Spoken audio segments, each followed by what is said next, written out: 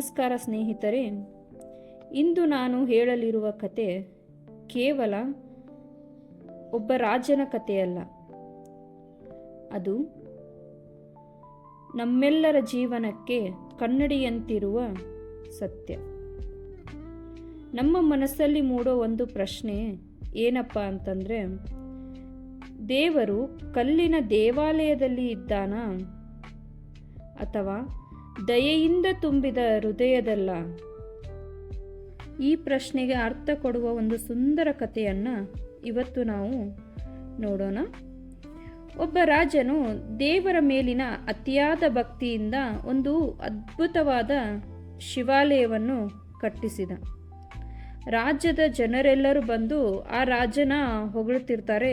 ಎಂಥ ಒಳ್ಳೆ ಕೆಲಸ ಮಾಡಿದರು, ಎಂಥ ದೊಡ್ಡ ದೇವಸ್ಥಾನ ಕಟ್ಟಿದ್ರು ಅಂತ ಬಂದು ಹೊಗಳುತ್ತಿರ್ತಾರೆ.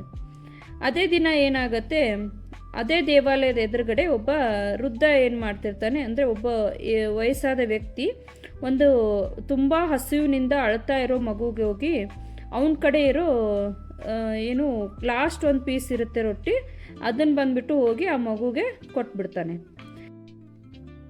ಆ ರಾತ್ರಿನೇ ಏನಾಗುತ್ತೆ ಅಂದರೆ, ಆ ರಾಜನ ಕನಸಿನಲ್ಲಿ ಶಿವನು ಕಾಣಿಸಿಕೊಳ್ತಾರೆ.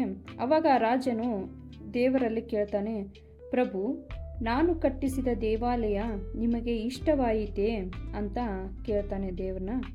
ಆವಾಗ ದೇವರು ಮಂದಹಾಸದಿಂದ ಹೇಳ್ತಾರೆ, ರಾಜನೇ, ದೇವಾಲಯ ತುಂಬ ಸುಂದರವಾಗಿದೆ, ಆದರೆ ಇಂದು ನಾನು ವಾಸಿಸಿದ್ದು ಕಲ್ಲಿನ ದೇವಾಲಯದಲ್ಲಿ ಅಲ್ಲ, ಆ ಬಡ ವೃದ್ಧನ ಕರುಣೆಯ ಹೃದಯದಲ್ಲಿ ಅಂತ ಹೇಳ್ತಾರೆ. ಇದೇ ಸತ್ಯವನ್ನು ಮಹಾನ್ ಸಮಾಜ ಸುಧಾರಕರು ಬಸವಣ್ಣವರು ಶತಮಾನಗಳ ಹಿಂದೆ ತಮ್ಮ ವಚನದಲ್ಲಿ ಹೇಳಿದ್ದಾರೆ.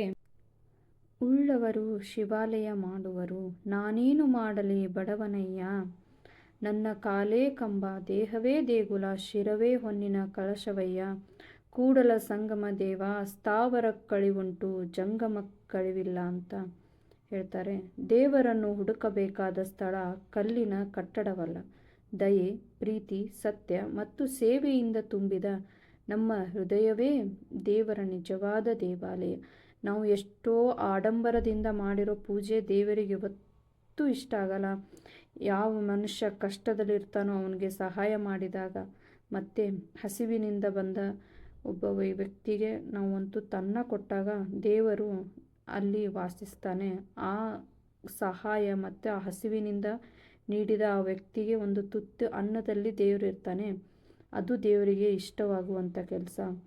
ನಿಮಗೆ ಈ ಕತೆ ಮತ್ತು ಬಸವಣ್ಣವರ ವಚನ ಇಷ್ಟವಾಗಿದ್ದರೆ ನಿಮ್ಮ ಅಭಿಪ್ರಾಯ ಕಮೆಂಟ್ನಲ್ಲಿ ತಿಳಿಸಿ. ಮತ್ತೆ ಒಂದು ಅರ್ಥಪೂರ್ಣ ವಚನದೊಂದಿಗೆ ಭೇಟಿಯಾಗೋಣ. ಧನ್ಯವಾದಗಳು.